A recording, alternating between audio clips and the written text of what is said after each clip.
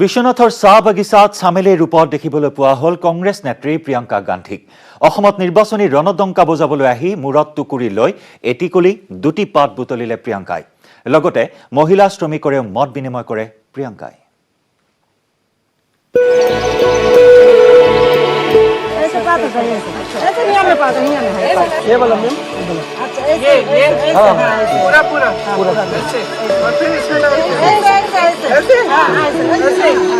এটিকলি দুটি পাত প্ৰিয়ংকাই তুলিলে চাধাৰ বাগিচাত।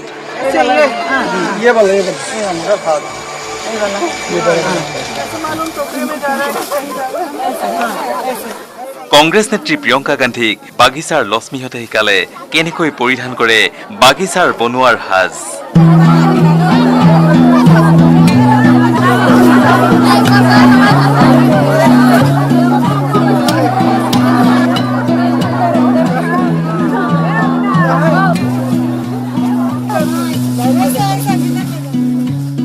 কেনেকৈ তোলে চাহৰ সেউজীয়া পাত।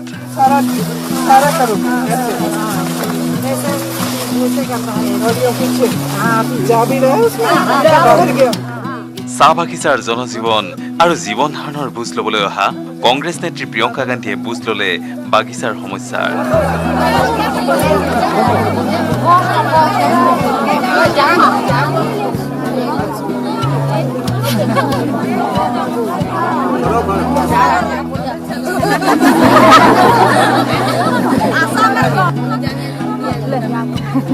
और ये जो सरकार ने अभी कहा है कि बढ़ाएंगे 217 नहीं किया, ये तो झूठा बात बोला है। अच्छा, उन लोग को दावेदारी क्या रहा है कि 350 रुपया श्रमिक को देगा बोल के, मगर अभी तक हम लोग को नहीं मिला है। तो इनकी क्या है? इन लोग का भी तो यही है, इनका तो और भी बुरा है। बहुत बुरा है। मगर इन लोग का ये है क्या करेगा, हम लोग का टी गार्डन है, इसीलिए हम लोग चाहते हैं। जब से ये सरकार आया है हर चीज का दाम बढ़ता है, चावल का दाम, तेल का दाम, दाली का दाम, आलू का दाम, हर चीज का हम लोग। বিধানসভা নিৰ্বাচনৰ প্ৰাকক্ষণত বাগিচাৰ বনোৱাৰ দুখ কষ্টৰ মান ল'বলৈকে প্ৰিয়ংকা গান্ধী আলহী হ'ল তেজপুৰৰ টিনামণি দাসা অমৃতা চাহতৰ পৰিয়ালৰ।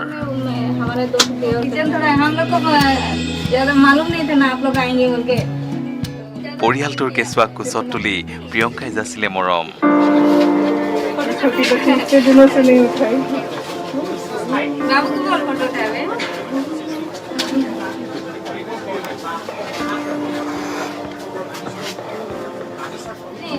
शांत है एकदम। हाँ। शाम को थोड़ा दिक्कत लगा। रात को सोती है? हाँ। कितने घंटे? नहीं, रात में ज्यादा दिक्कत नहीं करती है, सुसु के देने से थोड़ा बात ही एक लगी थी।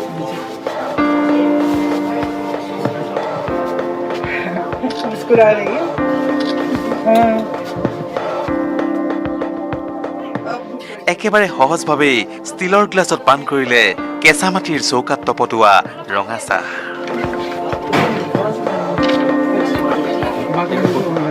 প্ৰিয়ংকাই অনুভৱ কৰিলে বাগিচাৰ শ্ৰমিকসকল বৰ সহজ সৰল।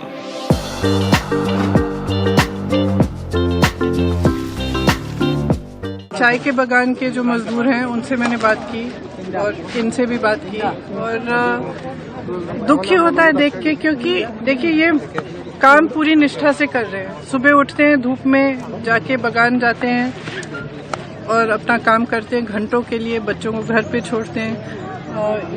ये भी एक कंपनी में काम करते हैं जो यहाँ रहते हैं, इनके भी छोटे छोटे बच्चे हैं। ये पूरा चूल्हे पे बन रहा है। गैस खत्म हो गई, खाली सिलेंडर। অসম ভ্ৰমণৰ দ্বিতীয় দিনাও মাদলৰ চেৱে চেৱে এইদৰেই প্ৰিয়ংকাই নাছিলে Jhumur.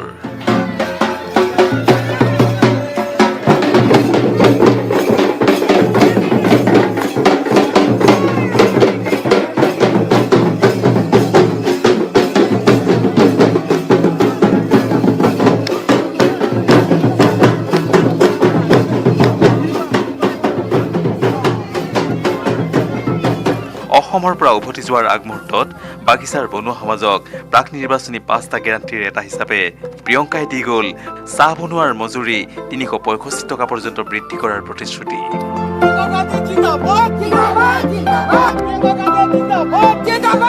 Bureau report, news 18 Assam north east. पूरा पूरा ऐसे और फिर इसमें डाल के ऐसे कैसे मालूम टोकरे में जा रहा है। দিন চমু চাপি অহাৰ লগে লগে ৰাজ্যত এতিয়া অধিক গৰম হৈছে ৰাজনৈতিক পৰিৱেশ। সমষ্টিয়ে ৰাজনৈতিক দলৰ মাজত দেখিবলৈ পোৱা হৈছে প্ৰাৰ্থিত্ব কেন্দ্ৰিক অসন্তুষ্টি। কৰবাত যদি নপুৰণি নেতাৰ সংঘাত, কৰবাত আকৌ সমষ্টিক লৈ চলিছে টনা আজোৰা।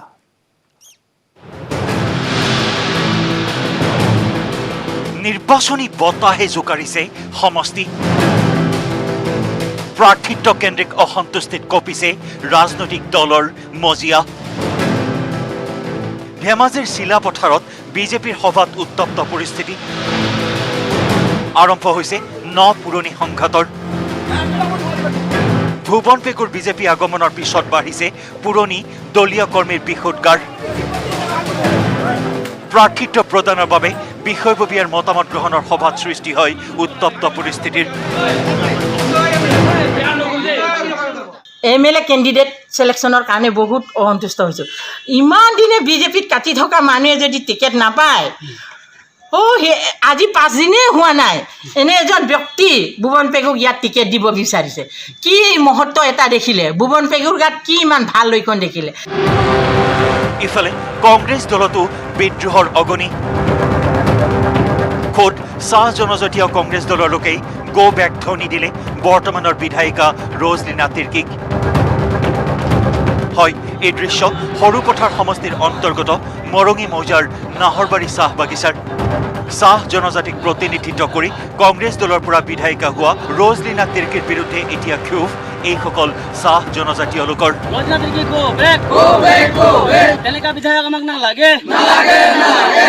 আমাৰ চাহ জনগোষ্ঠীৰ এজন বিধায়ক আমি মানে বাচিছোঁ, তাৰ নতুন বিচাৰিছোঁ, তাৰ অলৰেডি আমি চিলেক্ট কৰিছোঁ এজনক।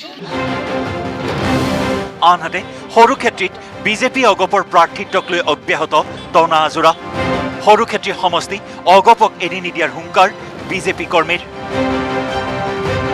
অগপক মৰা গৰুৰ সৈতে তুলনা কৰি মৰা গৰুক ঘাঁহ দিয়া আৰু অগপক প্ৰাৰ্থিত্ব প্ৰদান কৰা একেই কথা বুলি কটাক্ষ সৰুক্ষেত্ৰীৰ বিজেপি নেতাৰ। সৰুক্ষেত্ৰী সমষ্টিত অগপৰ সাংগঠনিক ভেটি নাই আৰু এজিপিক টিকট দিয়া মানে মৰা গৰুক ঘাঁহ দিয়া হেন মই কৈছোঁ, কাৰণ তেওঁলোকৰ একদম মৰা গৰু হেন হৈছে। তেওঁলোকৰ একো কোনো মিটিং চিটিং একো নাই। এজিপিক টিকট দিয়া মানে আমাৰ উৰ্ধতন পক্ষীলা সেইটো নৰহ কিয় নকওঁ আমি কম। তেওঁলোকে ফৰতকৈ আমাক জাপি দিব সেনে বোলে আমি চবতে মানি ল'ব নোৱাৰোঁ। এইবাৰ কিন্তু আমি এটা ভাষা সংযত কৰি কৈছোঁ, এইবাৰ আমি এজিপিক টিকট দিলেও আমি কিন্তু আমাৰ অন্তৰে মানি ল'লোঁ। সমান্তৰালকৈ লাহৰীঘাট সমষ্টিত অগপ দলৰ প্ৰাৰ্থিত্ব প্ৰত্যাশীক কেন্দ্ৰ কৰি তীব্ৰ প্ৰতিবাদ। দলীয় টিকট প্ৰত্যাশী আব্দুল জলিলৰ পুত্তলিকা দাহ কৰি প্ৰতিবাদ সাব্যস্ত কৰে একাংশ আঞ্চলিক সমিতিৰ বিষয়ববীয়াই। আব্দুল জলিলৰ প্ৰতিমূৰ্তি দাহ কৰিলোঁ, যিহেতু তেওঁ কমলপুৰৰ পৰা আহি ইয়াত অসম গণ পৰিষদৰ প্ৰাৰ্থিত্ব প্ৰত্যাশী হিচাপে দাবী জনাইছে, গতিকে তেখেতক আমি মানি নলওঁ, সেইকাৰণে আমি তাৰ প্ৰতিমূৰ্তি দাহ কৰিলোঁ। Bureau report, news 18 Assam north east. শেষ অংশলৈ যোৱাৰ পূৰ্বে চিটি 18ত লৈছোঁ আন এটি বাণিজ্যিক বিৰতি। মোৰ শিঙিয়নী গাঁৱত বনৰীয়া হাতীৰ উপদ্ৰৱ। গাঁওখনৰ কাষৰে এখন হাবিত আশ্ৰয় লৈ থকা এটা বনৰীয়া হাতীয়ে সন্ধিয়া নামি অহাৰ লগে লগে গাঁওখনত প্ৰৱেশ কৰি বিভিন্নজনৰ বাসগৃহ, ভঁৰাল ভাঙি পেলোৱাৰ লগতে খেতিপথাৰসমূহ বিনষ্ট কৰিছে। বিগত 3 দিন ধৰি এই বনৰীয়া হাতীটোৱে গাঁওখনত সন্ত্ৰাস চলাই আহিছে যদিও কাণ সাৰ নাই বন বিভাগৰ। 3 দিন ধৰি এটা বনৰীয়া হাতীৰ উপদ্ৰৱ। এই হাতীটোৱে ট্ৰাক চলাই আছে যদিও বন বিভাগে কোনো ধৰণৰ ফলপ্ৰসূ ব্যৱস্থা হাতত লোৱা নাই, আৰু যাৰ বাবে এতিয়া আতংকিত হৈ উঠিছে গাঁওবাসী। আমাৰ এইখন চিঙনি গাঁৱত প্ৰায় হাতী মাজে মাজে আহিয়ে থাকে। আজি প্ৰায় কাতি মাহৰ পৰা এই হাতী প্ৰায় 3টা ঝুমটো আহে, কিন্তু 3টাটোৱে বিশেষ উপকাৰী কৰিছে। তাৰে 3টাৰ ভিতৰত এটা ভৰি লেঙুৰা, সেইটোৱে আহি আমাৰ এই ঘৰৰ মোৰ ভঁৰালটো ভাঙি ধান খাইছে। আজি যোৱা নিশাও এইটো আহিছে, আৰু এতিয়াও বৰ্তমান মোৰ বাহনীৰ মাজতে সোমাই আছে। অলপ পাছত কিজানি আকৌ আহিব পাৰে। গোটেই নিশাটো পৰপৰাই দি হাতীটোৰ কাৰণে অজাগাৰে থাকিব লগা হৈছে। গতিকে ফৰেষ্ট বিভাগেও কোনো কাণসাৰ নাই, দিলেও খবৰ নাই, এনেই আহে, আলি আলি যায় আৰু ঘূৰি যায়। বিধানসভা নিৰ্বাচনৰ দিন ঘোষণাৰ পিছতেই ৰাজ্যৰ সমষ্টিয়ে তৎপৰতা বাঢ়িছে প্ৰত্যেকটো ৰাজনৈতিক দলৰ নেতা প্ৰাৰ্থীৰ। কাৰ্বি আংলঙৰ 18 নম্বৰ হাওৰাঘাট বিধানসভা সমষ্টিটো এতিয়া বলিছে গৰম ৰাজনৈতিক বতাহ। হাওৰাঘাটত কংগ্ৰেছৰ প্ৰাৰ্থিত্বৰ দৌৰত আছে প্ৰাক্তন মন্ত্ৰী খৰসিং ইংটি আৰু যুৱ নেতা সঞ্জীৱ তেৰণ। আনহাতে বিজেপিৰ টিকট প্ৰত্যাশীসকল ক্ৰমে বৰ্তমানৰ বিধায়ক জয়ৰাম ইংলেং, অৱসৰপ্ৰাপ্ত IAS বিষয়া তথা বিজেপিৰ ৰাজ্যিক কৰ্মকৰ্তা লংকি ফাংছ, ফুলনি পৰিষদীয় সমষ্টিৰ বৰ্তমানৰ MAC দৰসিং ৰংহাং আৰু কাৰ্বি স্বায়ত্তশাসিত পৰিষদৰ উপাধ্যক্ষ ৰিতেশ ইংহিৰ নাম। মই আশা কৰিছোঁ যে ৰাইজেও যাক দিয়ে আৰু দলে সম্ভাৱনাটো এইটোৱে আছে যে বিজেপিৰ টিকেটো আৰু কংগ্ৰেছে নাপায়, বিজেপিৰ টিকেটো বিজেপি দলৰ কাৰ্যকৰ্তাই পাব। আৰু আমাৰ এছে বৰকাৰ মোৰ এটা বিশ্বাস যে অধিকাৰীসকলে চিন্তা আৰু বিবেচনা কৰি কেনে ৰাইজৰ ওচৰত নামবিলাক সময়ত ঘোষণা কৰিব। পাৰ্টিৰ কথাটো এতিয়া ক'ব নোৱাৰি, এইটো আমাৰ হাইকমাণ্ডৰ কথা। হাইকমাণ্ডে যাক সিদ্ধান্ত ল'ব তো সেইটো মতে হ'ব আৰু হয় আৰু 2-3 দিনৰ ভিতৰত প্ৰাৰ্থীৰ কথাও হয়, সকলোৱে গম পাই যাব যে বিজেপিৰ লগত যুঁজিবলৈ মানে ৰেডি। মানে আমাৰ গোটেই আমাৰ হাৰাঘাটবাসীবিলাকো এবাৰ বিজেপি কেনেকৈ উৎখাত কৰিব সাজু হৈ আছে। লগতেতো নিশ্চয় আমি আশা কৰিছোঁ যোনে নহওক, যোনে প্ৰাৰ্থী নহওক, এবাৰ হাৰাঘাটবাসীসকলে নিশ্চয় কংগ্ৰেছক আশীৰ্বাদ কৰিব। সমষ্টি এৰি দিব লাগিব নেকি সত্যব্ৰত কলিতাই? বিজেপিৰ ৰাষ্ট্ৰীয় সম্পাদক তথা মঙলদৈৰ সাংসদ দিলীপ শইকীয়াৰ ভাষ্যত স্পষ্ট হৈছে সত্যব্ৰতৰ সংকট। আসন বুজাবুজি চূড়ান্ত হোৱা নাই যদিও কমলপুৰ সমষ্টিত বিজেপিয়ে এতিয়া চলাই আছে জোৰদাৰ নিৰ্বাচনী প্ৰচাৰ। সংকটত সত্যব্ৰত, সমষ্টি এৰি দিব লাগিব নেকি সত্যব্ৰত কলিতাই? অদ্যপি অগপ বিজেপিৰ আসন বুজাবুজি চূড়ান্ত হোৱা নাই যদিও বিজেপিৰ ৰাষ্ট্ৰীয় সম্পাদক তথা মঙলদৈৰ সাংসদ দিলীপ শইকীয়াৰ ভাষ্যত স্পষ্ট হ'ল সত্যব্ৰতৰ সংকট। কমলপুৰ সমষ্টি আমি পূৰ্বতে এৰি দিছিলোঁ, এইবাৰ বৃহত্তৰ স্বাৰ্থত সমষ্টিটো এৰা ধৰা কৰিব লাগিব অগপই। অন্য সকলোৰে আমি মিলাই ল'ম, অলপ ধুনীয়াকৈ মিলাই ল'ম, কোনো কথা নাই। আকৌ এবাৰ বিজেপি চৰকাৰৰ সময় 2021 তাৰ কাৰণে আমাৰ মিত্ৰ দলবিলাকে পূৰ্বতকৈ অধিক সক্ৰিয় আৰু শক্তিৰে এই নিৰ্বাচনত অৱতীৰ্ণ হ'ব আৰু সমন্বয় কৰিব। একে সময়তে কমলপুৰ সমষ্টিত জোৰদাৰ নিৰ্বাচনী প্ৰচাৰ চলাইছে বিজেপিয়ে। বিজেপিৰ প্ৰাৰ্থিত্ব প্ৰত্যাশী ৰাজ্যিক বিজেপিৰ কাৰ্যনিৰ্বাহক দিগন্ত কলিতাই কমলপুৰ সমষ্টিৰ অন্তৰ্গত গাঁওসমূহত ব্যস্ত হৈ পৰিছে পৰিয়াল সম্পৰ্ক অভিযানত। তাৰ মাজতে দিগন্ত কলিতাই ক'লে কমলপুৰত ফুলিব লাগিব কমল। বিজেপিৰ দখলত থকা কমলপুৰ 2016ত অগপক এৰি দিয়াৰ দৰেই এইবাৰ অগপই বিজেপিক এৰি দিব লাগিব কমলপুৰ। আমি আশা কৰিছোঁ যিহেতু নিৰ্বাচনৰ সময়, এইবাৰ পদুম ফুল যাতে আমি পদুম ফুলত কমলপুৰত ভোটটো দিব পাৰোঁ, আমাৰ আশা আছে আৰু ৰাজ্যিকে সেই সিদ্ধান্ত নিশ্চয় আমাৰ আশা ৰাজ্যিকে পূৰণ কৰিব। এইবাৰ শুনক বৰহমপুৰ পাটাচাৰকুচি কমলপুৰ সমষ্টিৰ সন্দৰ্ভত ৰাজ্যিক বিজেপিৰ সভাপতি ৰঞ্জিত দাসে কৰা মন্তব্য। আমাৰ 2-4টা সমষ্টি লৈ পেলাই আমাৰ কিছু ক্লিয়াৰিফিকেশ্যনৰ প্ৰয়োজন আছে। ৰাষ্ট্ৰীয় সমিতিৰ লগত সেইটো আলাপ কৰি পেলাই সেইটো ক্লিয়াৰিফিকেশ্যন লোৱাৰ পিছত আমাৰ ভাৰতীয় জনতা পাৰ্টি, অসম গণ পৰিষদ আৰু UPPL একত্ৰিতভাৱে প্ৰাৰ্থী তালিকা দিল্লীৰ পৰা ঘোষণা কৰা। ৰঞ্জিত দাসে প্ৰকৃততে কিহৰ ইংগিত দিলে সেয়া স্পষ্ট হ'ব শীঘ্ৰেই। ইপিনে দলীয় কৰ্মীৰে বিৰোধৰ সন্মুখীন হৈছে গহপুৰৰ বিধায়ক উৎপল বৰা।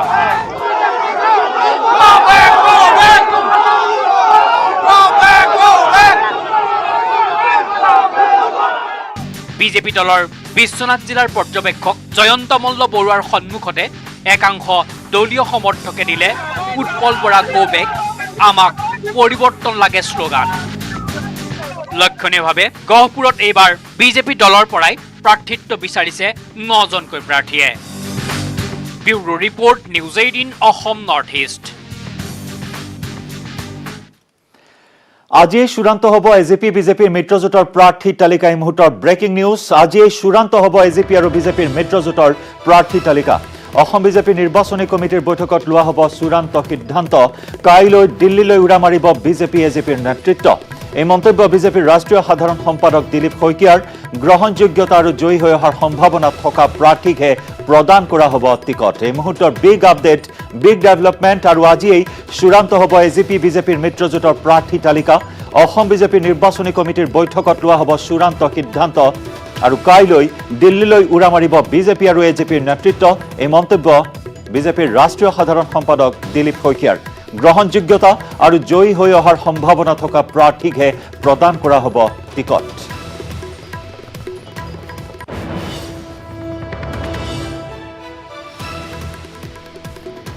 এই মুহূৰ্তৰ ডাঙৰ খবৰ, আজিয়েই চূড়ান্ত হ'ব। যদি কোৱা হৈছিল 4 মাৰ্চত চূড়ান্ত হ'ব প্ৰাৰ্থীৰ তালিকা, কিন্তু এই মুহূৰ্তৰ বিগ ডেভেলপমেণ্ট আমি জনাইছোঁ। কালি প্ৰাৰম্ভিক পৰ্যায়ত বৈঠক অনুষ্ঠিত হোৱাৰ কথা বিজেপি আৰু অগপৰ নেতৃত্বই উল্লেখ কৰিছিল। যথেষ্ট সৌহাৰ্দ্যপূৰ্ণ আছিল সেই বৈঠক, কিন্তু তাৰ পিছতে জানিব পৰা হৈছিল তীব্ৰ অসন্তুষ্টি আছিল সেই বৈঠকত, আৰু যাৰ বাবে সভাপতি অতুল বৰাৰ আৱাসত আন এক বৈঠকত মিলিত হৈছিল অগপৰ নেতৃত্ব। কেইবাটাও সমষ্টিক লৈ বুজাপৰাত মিলিত হ'ব পৰা নাছিল দুয়োটা দল। আৰু শেহতীয়াকৈ আজি এই মুহূৰ্তত জানিব পৰা অনুসৰি আজিয়েই চূড়ান্ত হ'ব মিত্ৰজোঁটৰ প্ৰাৰ্থী তালিকা। যিহেতু বিজেপিয়ে অহা 7 মাৰ্চৰ ভিতৰত বা 5 মাৰ্চৰ ভিতৰত প্ৰথমখন প্ৰাৰ্থী তালিকা প্ৰকাশ কৰিব বুলি কোৱা হৈছে, গতিকে সেই দিশটোৰ প্ৰতি লক্ষ্য ৰাখিয়ে আজিয়েই চূড়ান্ত হ'ব সিদ্ধান্ত, আজিয়ে প্ৰকাশ পাব, আজিয়ে লোৱা হ'ব চূড়ান্ত সিদ্ধান্ত। কাইলৈ দিল্লীলৈ উৰা মাৰিব বিজেপি আৰু এজেপিৰ নেতৃত্ব। এই মুহূৰ্তত আমি জনাইছোঁ এজেপি বিজেপিৰ মিত্ৰজোঁটৰ প্ৰাৰ্থী তালিকা চূড়ান্ত হ'ব আজিয়েই। অসম বিজেপিৰ নিৰ্বাচনী কমিটিৰ বৈঠকত লোৱা হ'ব চূড়ান্ত সিদ্ধান্ত। এই সন্দৰ্ভত আমি আপডেট আগবঢ়াই থাকিম পৰৱৰ্তী বুলেটিনত। সময় হৈছে City 18ৰ পৰা বিদায় লোৱাৰ। নমস্কাৰ।